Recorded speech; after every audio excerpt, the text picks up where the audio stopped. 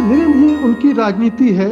लेकिन अगर जब वो इस तरह के शब्दों का प्रयोग करते हैं या उनकी पार्टी के नेता इस तरह के शब्दों का प्रयोग करते हैं, तब उन्हें अपनी शालीनता का प्रदर्शन करने का या विलाप करने का कितना हक रह जाता है।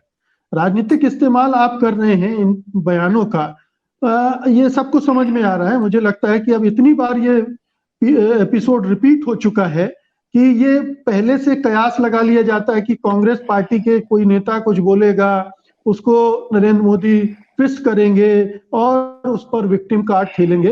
ये बार बार, मतलब जब भी कोई कांग्रेस के नेता कुछ ऐसा बोलता है तो तुरंत लोग इस पर टिप्पणियां करने लगते हैं कि अब इसका इस्तेमाल होगा। तो क्या ये कहां तक जायज है प्रधानमंत्री नरेंद्र मोदी का इस तरह से विलाप करना?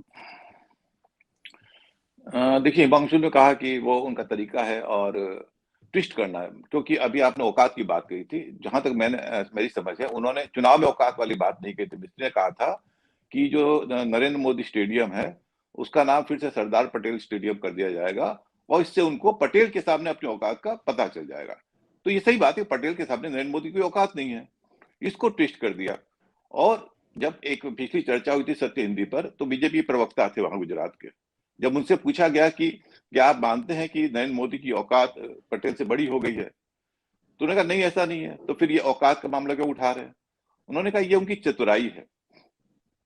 बीजेपी प्रवक्ता ने कहा है, मतलब बहुत कम ऐसे ईमानदार प्रवक्ता होते हैं जो मान लेते हैं कि तो चतुराई है। खैर, ये तो अलग बात है। चूंकि अभी बंगाल की बात की हिमांशु ने, मैं आपको 2-3 एपिसोड में, कई लोगों को भूल जाते हैं इसलिए बताता हूँ।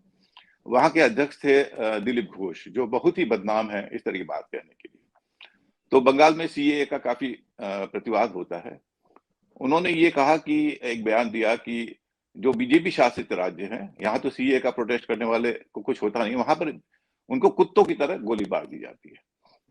जब इसका प्रतिवाद हुआ वहां पर, इंटेलिजेंस में कहा ऐसा नहीं करना चाहिए, तो उन्होंने क्या कहा कि सीएए का जो विरोध कर रहे हैं ये वो लोग हैं जिनको अपने बाप का पता नहीं है।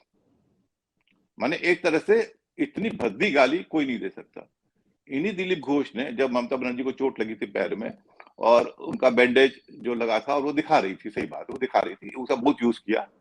वो कह रहे हैं दिलीप घोष, बीजेपी के अध्यक्ष बंगाल के, अगर ममता बनर्जी को अपनी टांगे दिखाने का इतना ही शौक है, ममता बनर्जी एक महिला है, ममता बनर्जी को अपनी टांगे दिखाने का इतना ही शौक है, तो वो बरमुडा क्यों नहीं पहन लेती? तो ये जो चीजें हैं, ये इतनी भद्दी बातें, तो इसी का वो असर हुआ। जो गुजरात में बात कर रहे हैं, देखिए इसमें कोई ट्विस्ट नहीं है, ये जो मैं बात कर रही हूँ एग्जैक्ट वर्ड टू वर्ड है। मोदी जी जो कर रहे हैं वो चतुराई कर रहे हैं, वो आपको नहीं कहा गया। नीच वाली बात जो है, उनको नीच, अय्यर ने नीच नहीं कहा था, उन्होंने कहा ये नीची सोच है।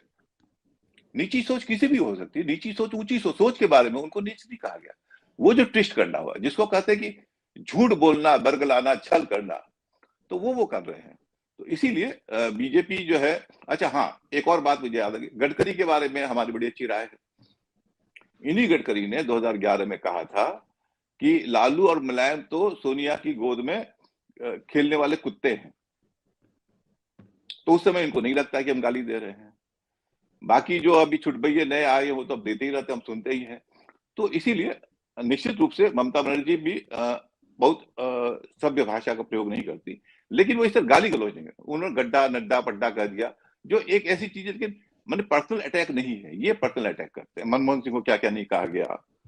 तो अब ये जो बात है पब्लिक, मैं इसको समझता हूँ मोदी की जो तरीका है, वह इसको जोड़ लेने गुजरात से, जैसा अभी हिमांशु ने कहा कि गुजरात का बेटा है, गुजरात का अपमान है। और मेरी ये समझ है कि जैसे गुजरात में लोकसभा चुनाव में 60% वोट बीजेपी हो जाते हैं और 50% के आसपास लास्ट चुनाव तक असेंबली में गए हैं।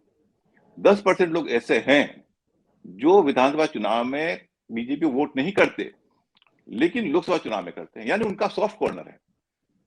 बाकी 40% ऐसे हैं जिनको मोदी को मतलब नहीं, आप गाली दे दो, कुछ भी कर लो, फर्क नहीं पड़ता। लेकिन ये 60% है, जो उसमें से भी 10% ऐसे हैं जो हो सकता है कांग्रेस को वोट देते हो, फिर भी मोदी प्रति सॉफ्ट कॉर्नर रखते हैं।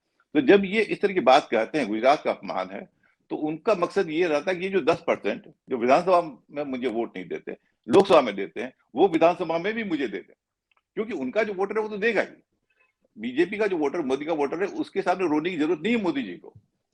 वो तो अपने आप देगा। ये उन लोगों को है जो हाफ हाफ है, जो विधानसभा में नहीं देते हैं, जिनका बेसिकली जो कांग्रेस सपोर्टर है, दूसरी पार्टी के सपोर्टर, उनको जी लुभाने के लिए ये करते हैं कि ये है। और ये मैं एक लाइन और बोलूंगा, ये मुझे एक ऐसा लगता है जैसे कोई बच्चा है जो लड़ाई करके आया है बाहर, मारपीट करके, किसी को मारपीट करके आया, जब घर आता है उसको भी कुछ मार लगा है, तो वो कहता मामा मुझे मारा इसने, ये किया वो किया, आधा सच बताता है, वो ये नहीं कहता मैंने क्या किया।